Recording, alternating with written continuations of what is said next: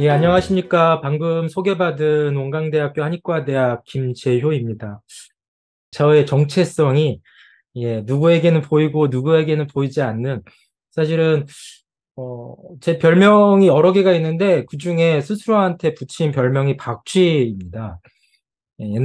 옛날에 박쥐라고 하는 이제 별명을 스스로 붙인 이유는 어느 곳에도 속하지 않는 존재 같은 느낌, 포유류도 아니고 조류도 아닌 느낌 같다는 생각으로 붙인 이름인데, 오늘 이야기는 사실 인문학과 한의학, 인문학과 경영학이라는 큰 틀에서 제가 사실 인문학자라고 얘기하기도 어렵고요. 그렇다고 또 오늘 의사 환자 관계성을 주로 연구하는 또 연구자라고 설명드리기도 어렵습니다. 다만 제가 그간 경험하고 스쳐온 과정을 보면 이 박쥐 같은 느낌처럼 다양한 곳을 떠돌면서 느껴왔던 내용들이 오늘에 와서 이제 정리되고 있는 것 같습니다. 일단 슬라이드를 빨리 넘기고요.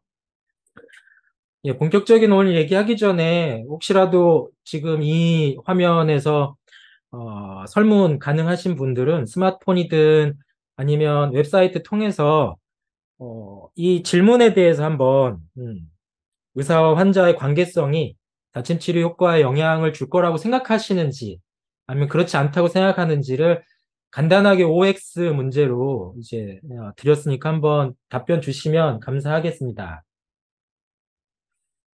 오늘 이야기 드리기 전에 여러분들의 생각도 한번 같이 나눌 겸 예, 기왕에 여기에 답변해 주시면 감사하겠고요.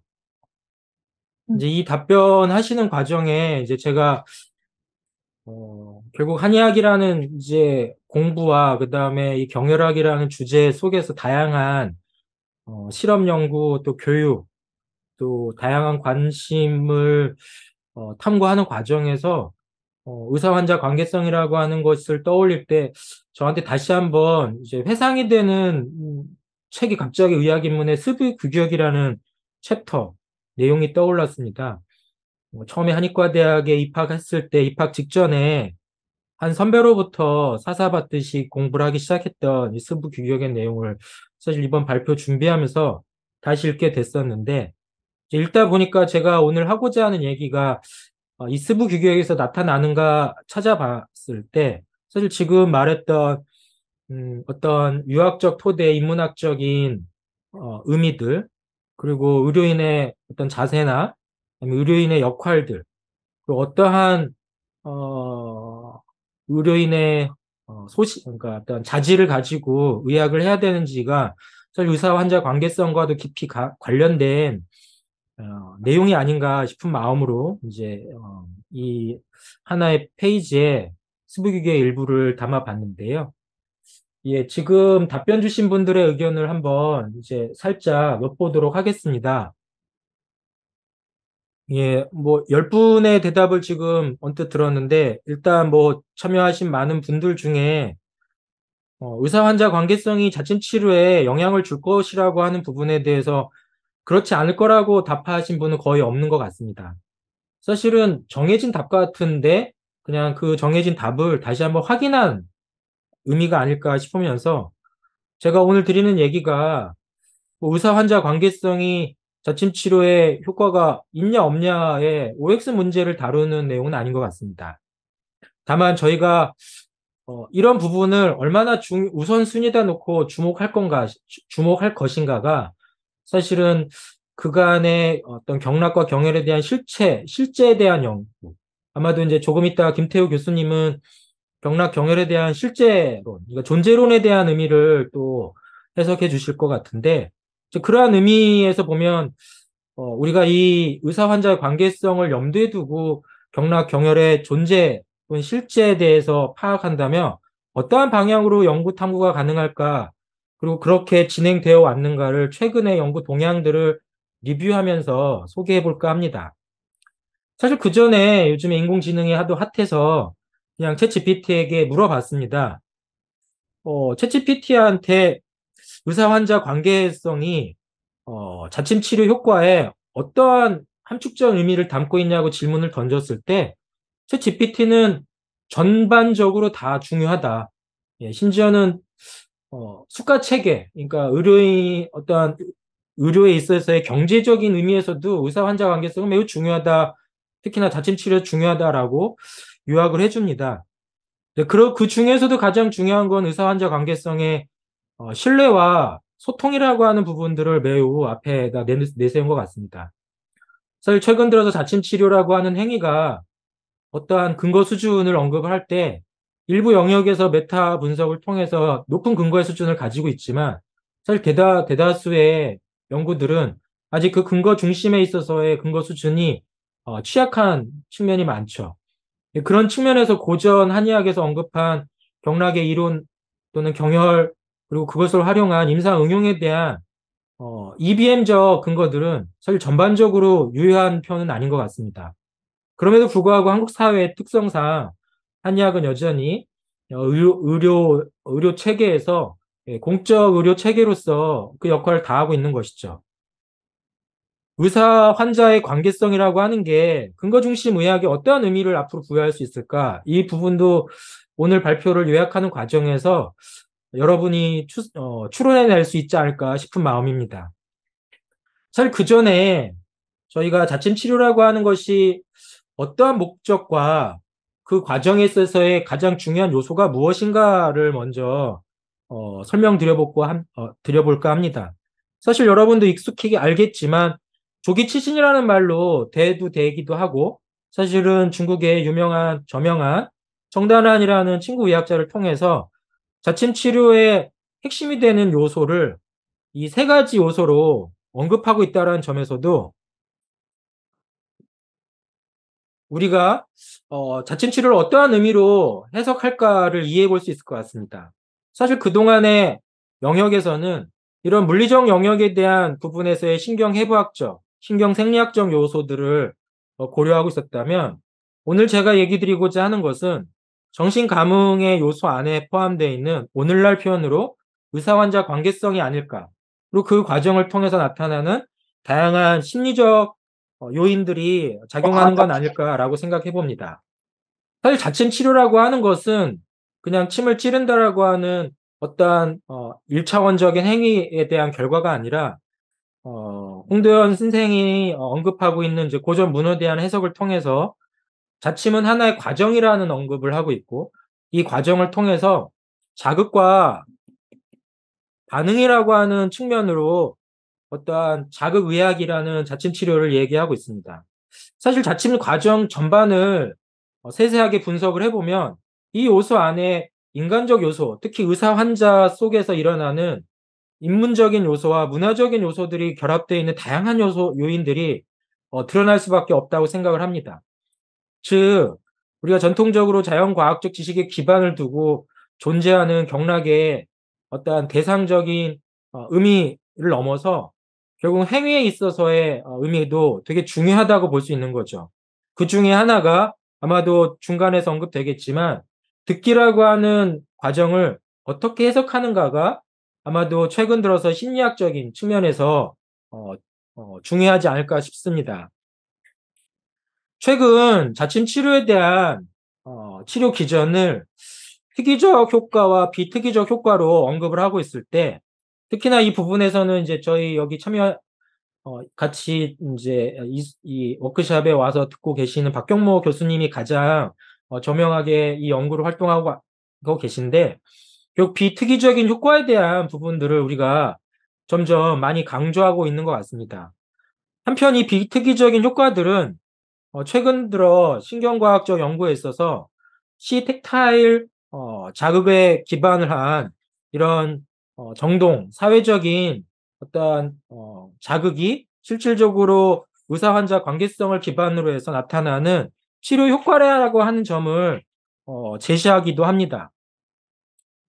특히나 이 비특이적인 효과에 대한 의미가 최근 나온 또 하나의 논문에서 보면 이 비특이적인 효과들이 결국은 의료인에 의해서 야기되는 엠파시, 그러니까 공감, 그리고 신뢰, 그리고 시술 행위에 대한 환자가 느끼는 세이프티. 사실은 제가 최근 들어서 관심을 가지는 또 하나의 영역은 저침 치료의 안전 관리를 위해 초음파 영상을 활용한 자침 시술 가이드를 만들어야 된다라고 얘기할 때 사실 그 목적은 친구 시술의 안전성인데 사실 친구 시술의 안전성만큼이 이러한 비특이적인 효과를 강화하는 중요 요소로 언급되기도 되고 있다는 점이죠. 이렇듯 오늘 얘기하고자 하는 핵심 안에서 의사 환자 관계성이 추상적인 거라기보다는 그 행위 속에 나타나는 하나하나의 심리적인 요인, 그리고 사회적인 요인, 문화적인 요인들이 다 결합되어 있고, 사실 그것들은 어떤 측면에서 보면 자연과학의 근거를 두는 여러 요소들하고 합쳐서 해석해 볼 수 있지 않을까 생각해 보고 있습니다. 이러한 부분에 대한 결정적인 연구 결과들이 아마도 2020년 한국한의학연구원 또 하버드 대학교의 관련된 연구자를 통해서 의사 환자의 상호작용이 자침 치료 효과에 어떻게 미치는지에 대한 연구들이 발표가 됐고 사실 이 과정을 통해서 의사 환자의 관계성이 확립된 상태에서의 침 시술이 환자의 진통 효과에 더 효과적이라는 내용들을 뇌과학적 측면에서 확인해 주고 있고 그 과정에서 자연스럽게 공감이라고 하는 엠파시와 같은 사회적 상호작용, 소통이라고 하는 측면의 뇌 영역들이 활성화된다라고 하는 부분들도 최근 들어서 주목받고 언급되고 있습니다. 이를 통해서 결국은 의사 환자의 관계성이라고 하는 측면에서의 자침 치료가 사회적인 관계라든지 마음 이론에 기반을 두고 해석해 볼 수 있다라고 하는 요소들을 이 자침 치료에서 언급을 하고 있는 거죠. 이와 관련해서 결국 또 다르게 주목받을 수밖에 없는 것이 자침 치료와 관련된 플라세보 이펙트일 텐데요.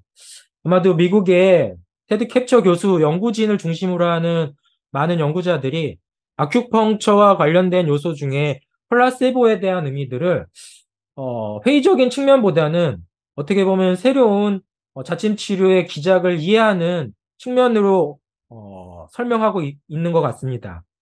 그 중에 한 연구들은 천식에 관련된 환자에 대해서 다양한 플라세보 효과를 나타낼 수 있는 치료를 적용할 때 이런 가짜침과 같은 쉔 아큐펑처가 실질적으로 이러한 천식약과 같은 약물과 동등한 어떤 치료 효과를 환자가 경험하고 있다라고 하는 점들이 증명이 되고 있고 그러한 과정들에 있어서 중요한 요소들은 자침 치료의 행위 안에 놓여 있는 아까도 말씀드린 것처럼 자침 치료라고 하는 행위 자체가 과정으로서 해석이 될 때 그 과정에 포함되어 있는 의사 환자 속에서 일어나는 하나의 의사소통과 그 다음에 자침 치료를 하기 위한 진단의 과정으로서의 터치 과정 그리고 그 과정을 넘어서 자침 치료라고 하는 행위 자체가 결국은 이 플라세보 효과를 강화한다고 하는 측면을 소개하고 있습니다.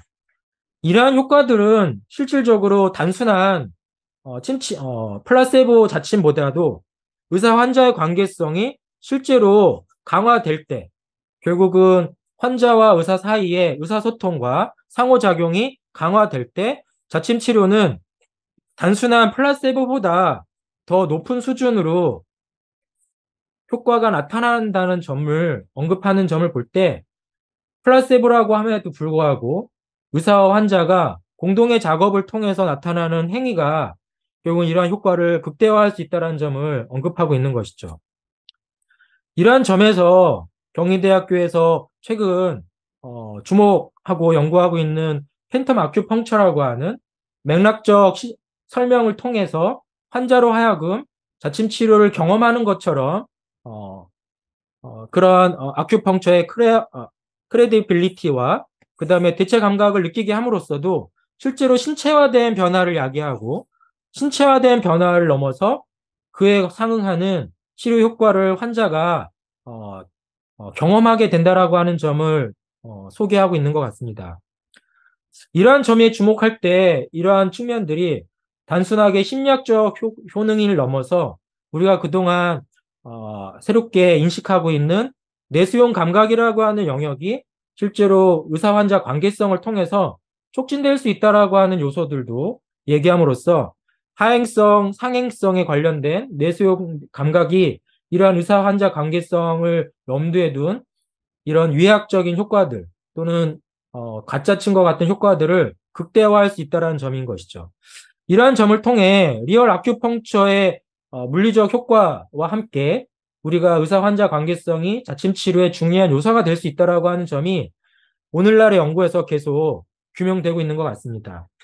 우리가 이런 점을 주목할 때 이것이 가지는 의료 서비스적인 특히나 어떠한 의료의 그런 어떤 패러다임에 어떠한 영향을 줄 수 있을까요? 저는 그러한 점이 조금 이따 김태우 교수님도 언급할 것 같다는 생각을 하고 있는데 바로 근현대 의학에 있어서의 질병관에 대한 변화와 함께 한약적인 이러한 새로운 관점들이 증명된 내용들이 오히려 근거 중심 의학을 넘어서 하나의 새로운 패러다임을 만드는 데 기여하지 않을까 생각하고 있습니다.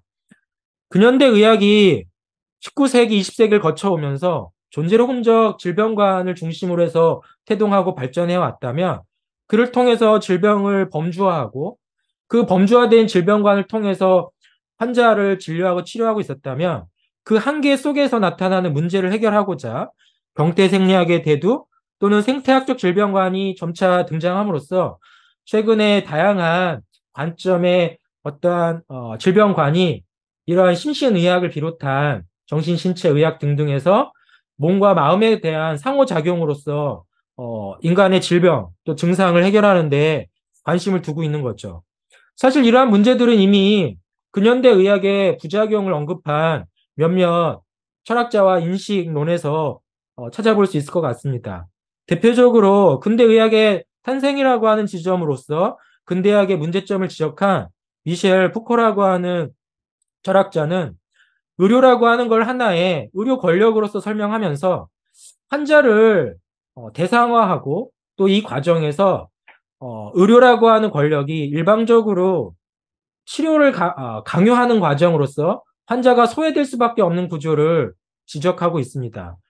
이를 통해서 의사 환자의 관계성이 수평적인 동등성을 가질 수 없게 되고 위기에 관련된 수직적 관계를 맺음으로써 어떤 측면에서 보면 의사 환자의 관계성이 외면되고 축소되어 왔다고 하는 점을 지적하는 것이죠.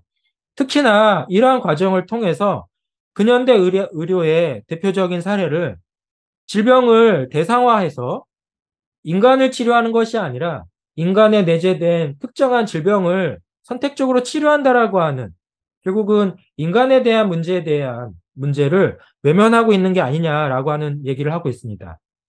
이러한 문제에 대해서 독일의 유명한 정신의과 의사이자 현상학자인 해석 철학의 저명한 칼 야스퍼스는 사실 근대 의학이 과거 환자의 역사로서 출발했던 것들이 근현대 의학 속에서 질병의 역사로 바뀌면서 병환을 앓고 있는 환자를 치료하지 않고 병환을 앓고 있는 환자의 몸에 있는 질병을 치료하는 것에 너무 집중하고 있는 건 아니냐라는 문제점을 지적하고 있고 기본적으로 의료 행위라고 하는 것은 자연과학적 지식뿐만 아니라 휴머니티적인 요소를 통해서 인간성에 대해서 주목해야 되는 것이 의료 행위에 있어서 두 가지 축이 되어야 된다라고 얘기하고 있습니다.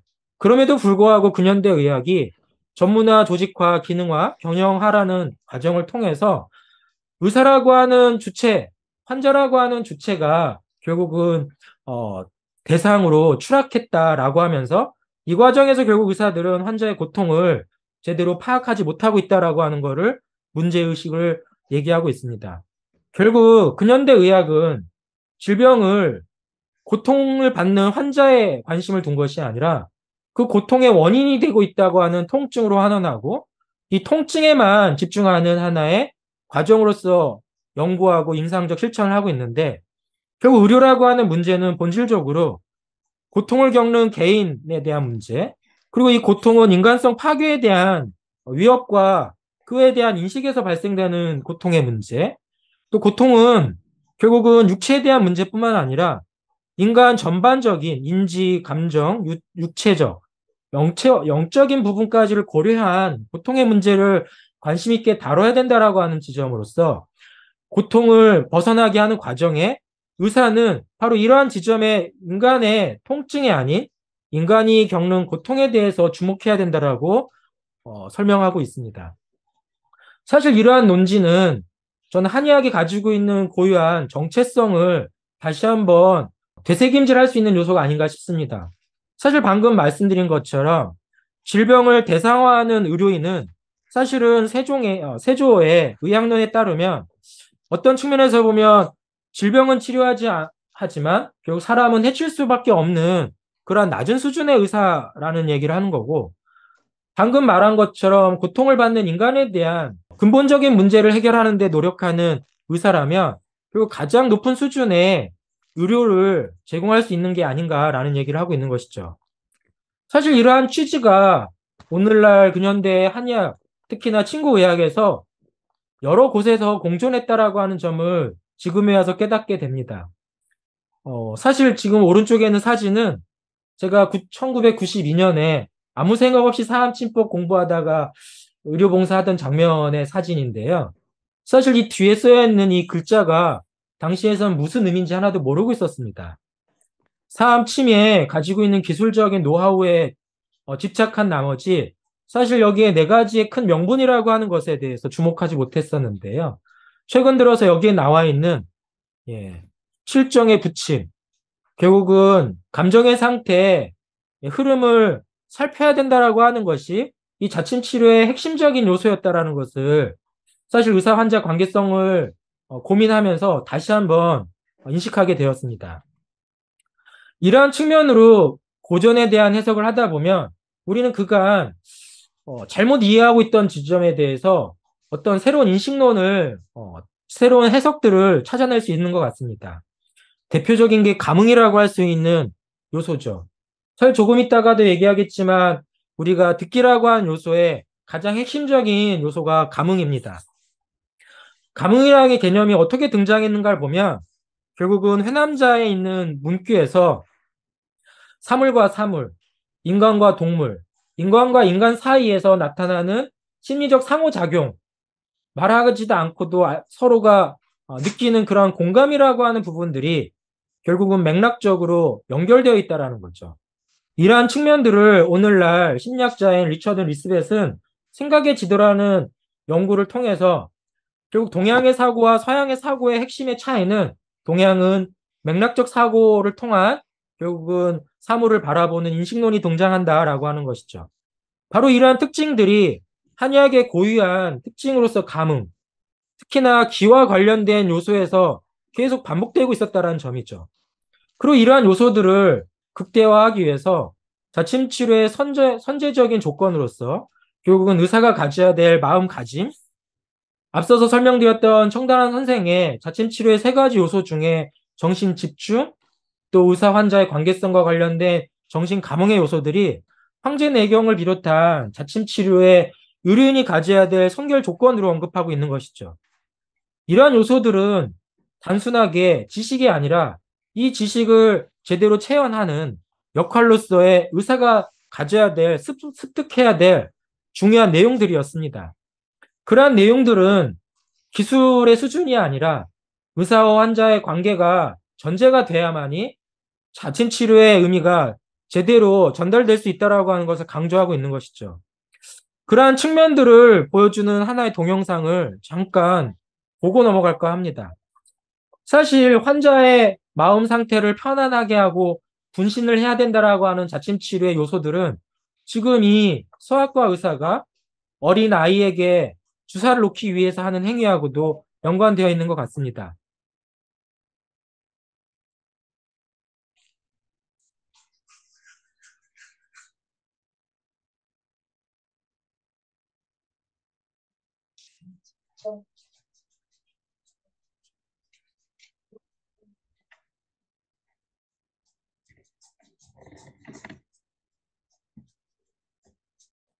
방금 말씀드린 것처럼 자침 치료의 행위에 의사 환자 관계성이 이미 내재되어 있다라고 하는 것을 문헌을 통해서도 볼 수 있고, 그러한 문헌이 단지 사변적인 게 아니라 실질적이다, 실제로 가능하다라고 하는 게 우리가 말하는 이러한 모습에서 볼 수 있는 것이죠. 그러한 모습을 염두에 둘 때 지금 말씀드리려고 하는 감흥과 관련된 듣기라는 현상도 단순하게 신체의 감각 현상을 넘어서 그 감각 현상이 환자로 하여금 치료라고 하는, 힐링이라고 하는 걸로 해석될 수 있는 감흥이 일어날 때 비로소 듣기라고 하는 부분으로 해석될 수 있다라고 우리는 바라볼 수 있을 것 같습니다. 최근 들어서 듣기라고 하는 것을 채성 감각의 문제로 환원하더라도 그 채성 감각의 특징들이 실제로 환자가 느끼는 힐링이라고 하는 해석으로 심리적으로 이어질 수 있어야 듣기가 일어날 수 있다는 것이고, 그러한 현상은 실질적으로도 fMRI와 같은 영상 기법을 통해서 자침 치료냐 아니면 통증을 유발하는 물리적 자극이냐의 요소에 있어서도 환자가 듣기로 받아들일 건지 통증으로 받아들일 건지에 따라서 분명한 자극이 달리 보일 수 있다는 것이죠. 사실 이러한 말들은 최근 경희대에서 진행됐던 경일학 이인성 교수님의 연구팀에서 한 것처럼 제가 이거를 한마디로 요약을 해보니까 말 한마디로 천냥빚을 갚는다라고 하는 속담처럼 의사가 환자에게 어떠한 이야기를 전달하고 아큐펑처를 하냐에 따라서 결국 그 자침 치료의 결과가 이렇게 달라질 수 있다라고 하는 부분을 보여주는 내용에서도 방금 말한 것처럼 객관적인 감각 현상이 아닌 의사와 환자의 관계에 의해서 전달될 수 있다라는 것이죠. 사실 그러한 점들을 여러 연구 속에서 경험하고 있는데요. 지금 듣기라고 하는 과정을 단순히 듣기를 하는 걸 넘어서 관계성을 확립하기 위한 듣기와 관계성을 확립하지 않은 상태에서 듣기를 통해서 비교해 보더라도 여러 변화들을 차이점 있게 관찰할 수 있었습니다.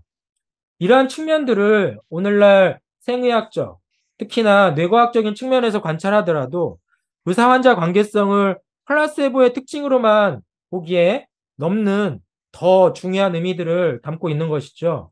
앞서서 설명드린 것처럼 의사-환자 관계라고 하는 게 그냥 형식적인 것이 아니라 실질적으로 환자 입장에서, 의사 입장에서 공감과 연민이라고 하는 수준의 인지적 수준이나 감정적, 정서적 경험들이 일어날 수 있어야 된다라고 하는 측면인 거고, 이러한 측면들은 자연스럽게 자침 치료의 효과를 나타내는 뇌의 작용과 뇌의 기질 영역과도 긴밀하게 연관되어 있다라고 하는 부분들을 살펴볼 수 있었습니다. 특히나 의사 환자의 관계성에 대해서 주목할 때 그 행위에 어떠한 요소들이 의사 환자의 관계성을 높일 수 있는가에 대한 내용들을 살펴보면 결국은 의사소통에 대한 부분들인 거고, 또 비언어적인 부분에서도 시각과 촉각과 같은 요소들인데, 특히나 이 촉각과 같은 요소들은 감정적인 촉각 자극들을 야기할 수 있는 영역들이 결국 의사 환자의 관계성을 높이는데, 이러한 요소들이 주목받을 수 있는 내용 중에 하나가 최근 들어서 자침 치료의 과정에 플라세보 효과를 높일 수도 있지만 정서적인 긍정적인 체험을 높이는 시택타일 파이버에 의존하는 기계적 자극들이 실질적으로 정서적 감각을 촉발하게 되고, 이 정서적 촉발 자극들은 우리가 기존에 알고 있는 자침 치료의 다양한 효과들을 추가적으로 해석할 수 있는 요소들을 보여주고 있었습니다. 이는 특히나 최근 들어서 신경정신과 의학에서, 한방신경정신과 의학에서 신의로 기술로 등록했던 EFT라고 하는 영역에서도 결국 확장돼서 발전할 수 있는 요소일 텐데요. 결국은 단순하게 인지행동 치료 같은 느낌에서를 넘어서 결국은 우리가 아는 자침 치료의 요소 안에 의사 환자 관계성을 결국은 정서적인 촉각 자극과 결합하고 있다라고 하는 점을 볼 수 있는 내용들인 거죠. 이를 뒷받침하듯 최근의 임상 연구에 있어서 임상 연구의 성공성의 결정적인 요인에 의사 환자의 커뮤니케이션을 주요하게 다루고 있습니다. 특히나 이러한 부분에 있어서 임상 시험의 성공의 요소에 자침 치료의 정확성을 높이는 데 있어서도 특히나 환자의 신뢰, 또 의사가 환자와 정확한 의사소통을 하느냐에 따라서 임상 시험의 성공 여부가 또 유지가 결정되어 있다는 것이죠. 이러한 측면을 테드 캡처 교수는 다음과 같이 얘기하고 있습니다.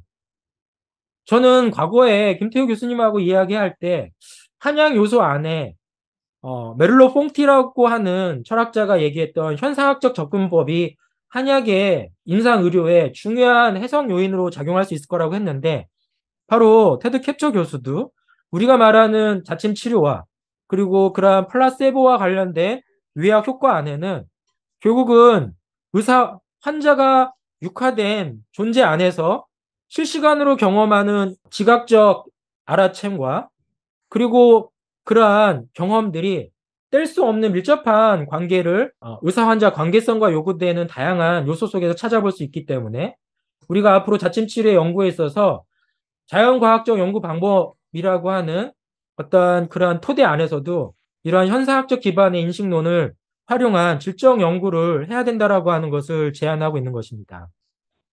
이러다 보면 결국 결론에 이르러서 이와 같은 얘기로 요약해 볼 수 있을 것 같은데요.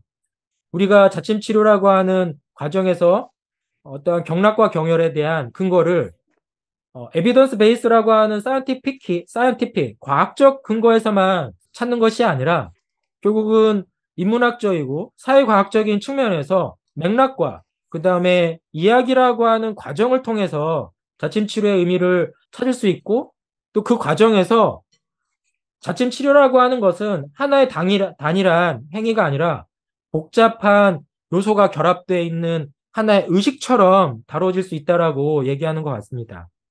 특히나 이러한 의식이 치유와 관련돼서 강화될 때 결국은 그 과정들이 더 치유 효과가 극대화될 수 있다라고 얘기하면서 결국 치유자는 환자가 가지고 있는 개별적인 서사 그리고 그것을 통해서 환자에게 다양한 상상력, 감정, 감각, 도덕, 심리적인 정보들을 해석해서 환자에게 전달할 때 환자가 느끼는 이 상황에서 다양한 치료 효과가 극대화될 수 있다라고 하는 점을 이야기하는 것이죠. 결국은 마음의 힘이라고 하는 특히나 플라세보 이펙트와 팬텀 아큐펑처와 같은 상상력과 같은 맥락적인 부분들이 이러한 자침 치료의 핵심적인 요소로 작용할 수 있다라고 하는 것도 오늘날 뇌과학과 인지과학에서 다시 한번 주목하고 있는 내용이 아닌가 싶은 마음입니다. 오늘의 제 내용이 사실은 저의 직접적 경험보다는 제가 그간 다양한 영역에서 소통하면서 가지고 온 중요한 내용들이 하나의 파편처럼 모자이크처럼 섞이면서 정리되었는데요. 사실 짧은 시간에 두서없이 얘기 드린 것 같은 아쉬움은 있습니다.